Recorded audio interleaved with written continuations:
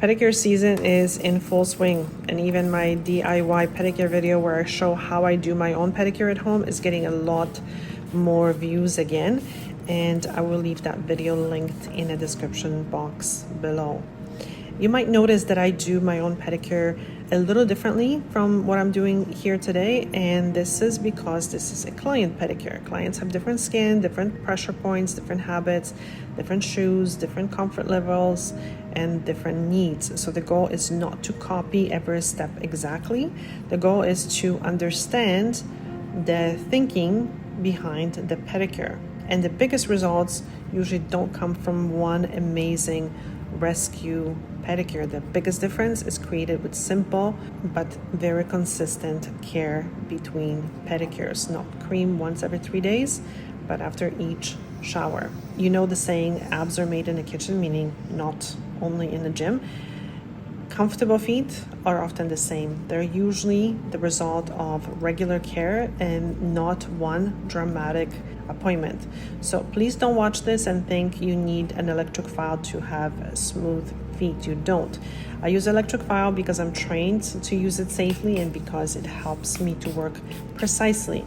It also helps protect my hands and my body. A professional pedicurist might do several pedicures a day, not one pedicure once a month at home. So for me, the e-file is not about rushing, it's about comfort, and it's a careful tool. So the real lesson here is not the machine, the real lesson is knowing what to reduce and what to leave and when to stop.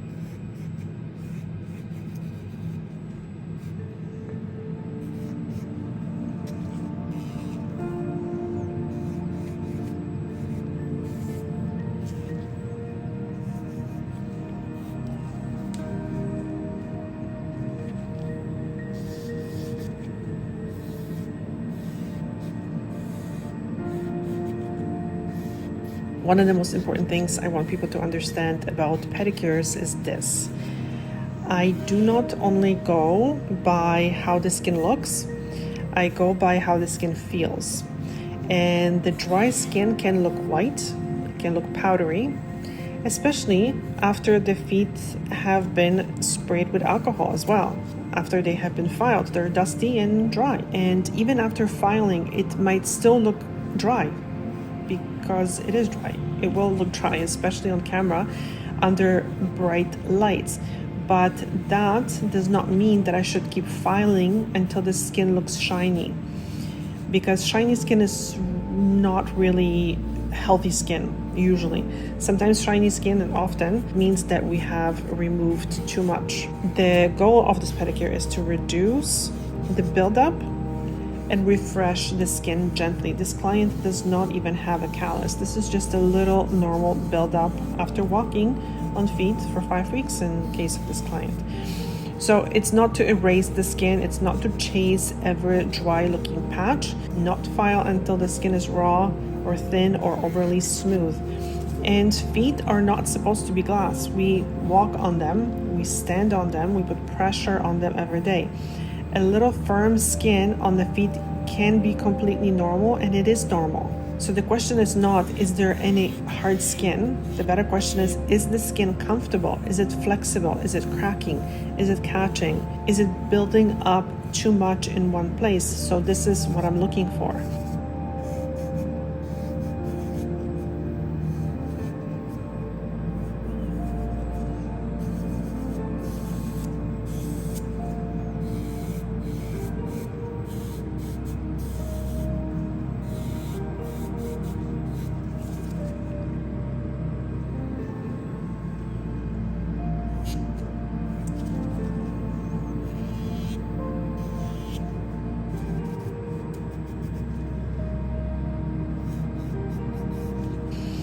And callus or hardened skin, because callus really is a excess of hard skin. So hard skin is not automatically wrong. It's not automatically something that you have to remove. Callus is usually a response. So we have to understand why this is happening. It forms because of pressure, friction, footwear, dry skin. Sometimes because of dry skin, the skin builds up, it does not exfoliate properly, or repeated stress in the same area. So the body is trying to protect itself. It's a symptom. So if we remove too much callus in one appointment without addressing the dryness, the pressure, the flexibility, the skin, in my experience, usually responds by building back harder skin to protect itself.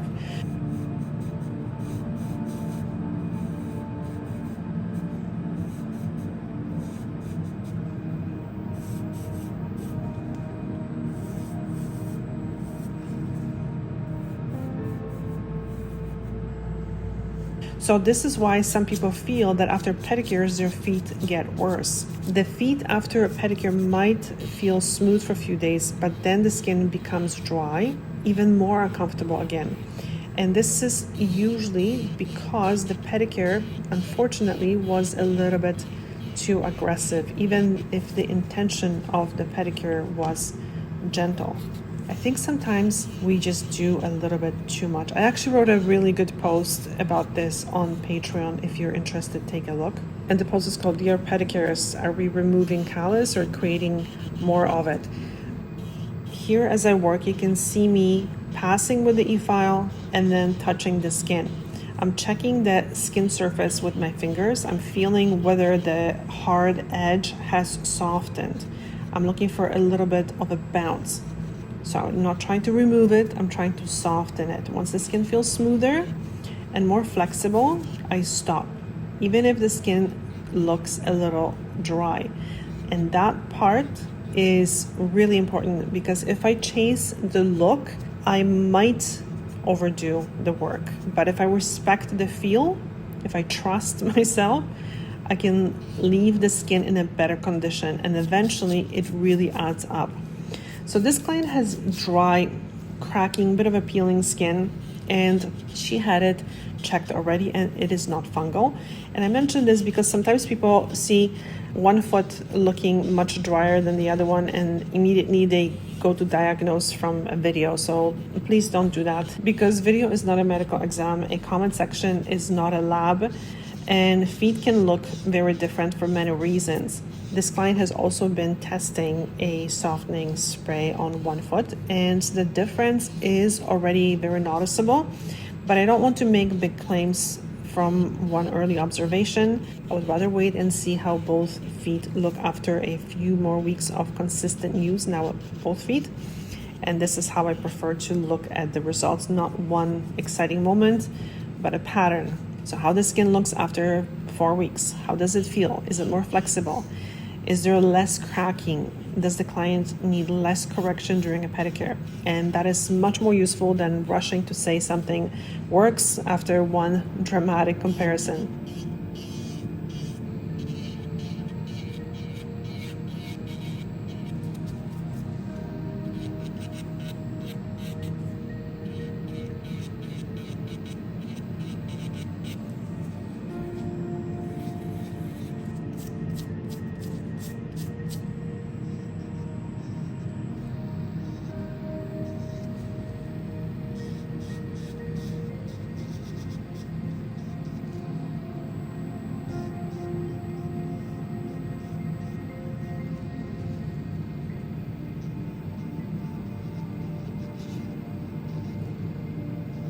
One of my viewers asked me a very good question after watching one of my pedicure videos. She noticed that in the corners where I had cut the toenail, there were small indentations in the skin and some dry looking skin around the nail. And she mentioned that she follows my video when doing her own pedicures at home, but she struggles with those dry grooves in the corners, and she wanted to know what to do about them. And this is such a good question because it touches on something I talk about very often. Not every dry looking piece of skin needs to be removed. Sometimes the skin needs less correction and just more care. And why is the skin looking indented after cutting the toenails? So when the toenail has been longer for a while, the skin around and underneath that nail adapts to that length and shape. When the nail is finally cut shorter, especially in the corners, the skin might look a little pressed or indented. And this does not automatically mean something is wrong. It usually means the skin was slightly compacted by the nail and now needs some time to relax back.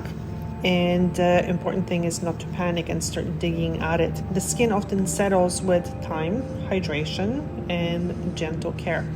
And alcohol, because I cleaned the feet with alcohol, and acetone, because I just removed the polish with acetone, can make the skin look worse than it really is. As you can see, I often work dry and I spray the nails with alcohol during the service. This helps me to work cleanly and helps me to see what I'm doing, but alcohol can also temporarily dehydrate the surface of the skin. So that means that the skin looks white, chalky, and much drier looking on camera than it really actually is. So when you see that dry, pale look in a video, please remember this is not a true picture of the skin real condition. It's partially the effect of alcohol drying on the surface. So I'm not trying to make the skin look perfect for a photo. I'm trying to make the skin more comfortable, reduce pressure where needed, and improve the condition of the skin over time. And this is a very different goal. And dry skin, it's not something that we remove. This is what many people get a bit confused. Excess hard skin, callus, or compacted skin can sometimes be reduced, but dry skin itself needs to be cared for.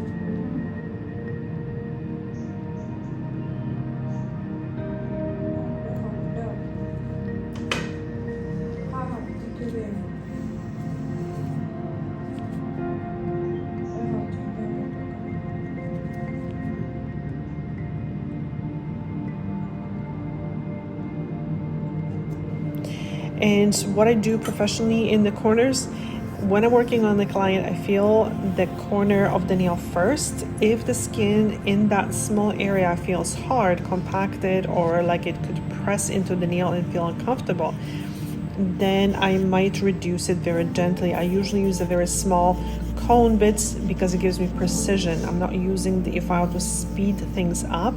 I use it because it allows me to focus on a tiny area without disturbing the surrounding skin, and that is important. The whole side of the nail might not be calloused, other than just that one small point of compacted skin, and that's why a precise tool like this allows me to soften that one little area without turning the pedicure into excavation project. But this is also why I don't usually recommend that people do this at home with electric file. This is a professional service because it requires experience, control, pressure awareness, and knowing when to stop.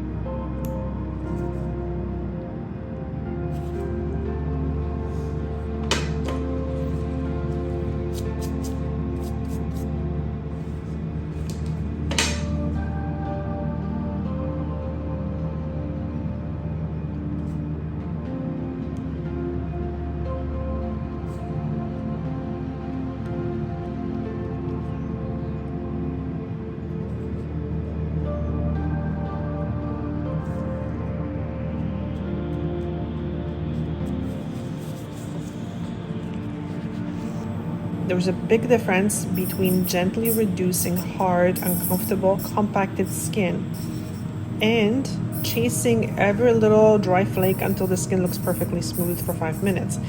That kind of overcorrection can make the skin actually more irritated, more reactive, and more prone to building up again. So the goal is not to erase the skin. The goal is to help the skin become softer, more flexible, and more comfortable over time. And this is not a dramatic before and after pedicure. That's not my goal here. This is not remove everything pedicure, and this is not meant to make the feet look perfect for a photo shoot. This is a careful pedicure for this client on this day, respecting her skin, her comfort, and what her feet actually need.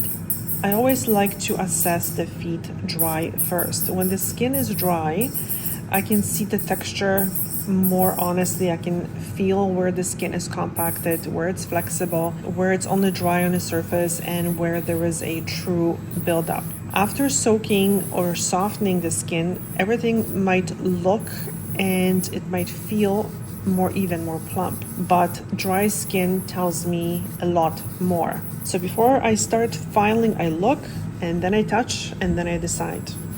And filing should be a decision and not a reflex. With my own feet, I usually smooth the skin after I shower, so don't feel you're doing anything wrong if you're doing things differently. There's just different methods for different people, for different needs.